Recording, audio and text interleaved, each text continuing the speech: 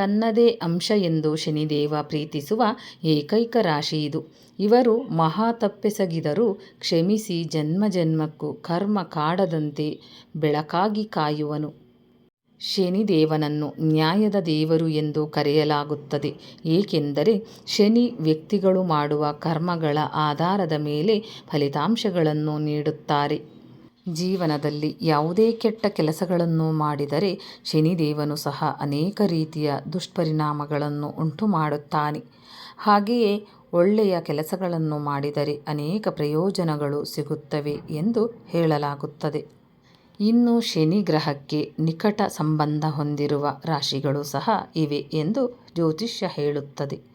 ಈ ರಾಶಿಗಳ ಜನರು ಶನಿಯ ಪ್ರಭಾವದಿಂದ ಅನಿರೀಕ್ಷಿತ ಲಾಭಗಳನ್ನು ಗಳಿಸಲು ಸಾಧ್ಯವಾಗುತ್ತದೆ. ವಿಶೇಷವಾಗಿ ಹಣದ ವಿಷಯದಲ್ಲಿ ಹಲವು ಪ್ರಯೋಜನಗಳಿವೆ. ಶನಿಯ ನೆಚ್ಚಿನ ರಾಶಿಗಳು ಯಾವ್ಯಾವು ಎಂದು ಮುಂದೆ ತಿಳಿಯೋಣ. ವೃಷಭ ರಾಶಿ. ವೃಷಭ ರಾಶಿಯವರು ಶನಿಯಿಂದ ಆಳಲ್ಪಡುತ್ತಾರೆ. ಅದಕ್ಕಾಗಿಯೇ ಈ ರಾಶಿಯ ಜನರು ಯಾವಾಗಲೂ ಅವರ ಆಶೀರ್ವಾದವನ್ನು ಪಡೆಯುತ್ತಾರೆ. ಅವರಲ್ಲಿ ಕಷ್ಟಪಟ್ಟು ದುಡಿಯುವ ಮನಸ್ಥಿತಿಯೂ ಇರುತ್ತದೆ. ಆದ್ದರಿಂದ ಯಾವುದೇ ಸಮಯದಲ್ಲಿ ಕಷ್ಟಪಟ್ಟು ಕೆಲಸ ಮಾಡುವುದರಿಂದ ಅದ್ಭುತ ಪ್ರಯೋಜನಗಳನ್ನು ಪಡೆಯಬಹುದು. ಇದಲ್ಲದೆ ಅವರು ಆರ್ಥಿಕ ಬಿಕ್ಕಟ್ಟಿನಿಂದ ಹೊರಬರುತ್ತಾರೆ. ಅವರ ಆದಾಯವೂ ಕೂಡ ಗಣನೀಯವಾಗಿ ಹೆಚ್ಚುತ್ತಿದೆ. ತುಲಾರಾಶಿ. ತುಲಾರಾಶಿಯವರು ಯಾವಾಗಲೂ ಶನಿಯ ಪ್ರಭಾವಕ್ಕೆ ಒಳಗಾಗಿರುತ್ತಾರೆ. ಆದ್ದರಿಂದ ಅವರು ಗಮನಾರ್ಹ ಆರ್ಥಿಕ ಲಾಭಗಳನ್ನು ಗಳಿಸಬಹುದು. ತುಲಾರಾಶಿಯವರು ತಮ್ಮ ವೃತ್ತಿಪರ ಜೀವನದಲ್ಲಿ ಅನೇಕ ಪ್ರಯೋಜನಗಳನ್ನು ಪಡೆಯಲು ಸಾಧ್ಯವಾಗುತ್ತದೆ. ಅವರ ಕಠಿಣ ಪರಿಶ್ರಮದ ಸ್ವಭಾವದಿಂದಾಗಿ ಅನೇಕ ರೀತಿಯ ಕೆಲಸಗಳಲ್ಲಿ ಯಶಸ್ಸನ್ನು ಸಾಧಿಸಲು ಸಾಧ್ಯವಾಗುತ್ತದೆ.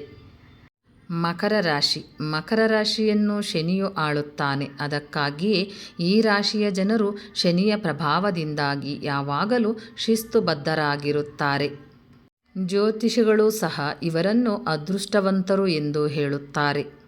ಅವರು ತಾಳ್ಮೆ ಮತ್ತು ಸಮರ್ಪಣಾ ಭಾವದಿಂದ ಕೆಲಸಗಳನ್ನು ಮಾಡುವ ಮೂಲಕ ಜೀವನದಲ್ಲಿ ಮುನ್ನಡೆಯುತ್ತಾರೆ. ಇದಲ್ಲದೆ ಪ್ರತಿಯೊಂದು ಕೆಲಸದಲ್ಲೂ ಯಶಸ್ಸನ್ನು ಸಾಧಿಸುವ ಅದೃಷ್ಟವನ್ನು ಪಡೆಯುತ್ತಾರೆ. ಕುಂಭರಾಶಿ. ಕುಂಭರಾಶಿಯು ಶನಿಯ ನೆಚ್ಚಿನ ರಾಶಿ. ಈ ರಾಶಿಯನ್ನು ಶನಿಯ ಮೂಲ ರಾಶಿ ಎಂದು ಕರೆಯಲಾಗುತ್ತದೆ. ಈ ಕಾರಣದಿಂದಾಗಿ ಶನಿ ಇವರನ್ನು ತನ್ನದೇ ಕುಲ ಎಂಬಂತೆ ಪ್ರೀತಿಸುತ್ತಾರೆ. ಈ ರಾಶಿಯವರು ಸಹ ಶನಿಯಂತೆ ಹೆಚ್ಚು ಬುದ್ಧಿವಂತರಾಗಿರುತ್ತಾರೆ. ಹಾಗಾಗಿ ಅವರು ತಮ್ಮ ಎಲ್ಲ ಕೆಲಸಗಳಲ್ಲಿ ಸ್ವತಂತ್ರವಾಗಿ ಯೋಚಿಸಿ ಮುಂದುವರಿಯುತ್ತಾರೆ.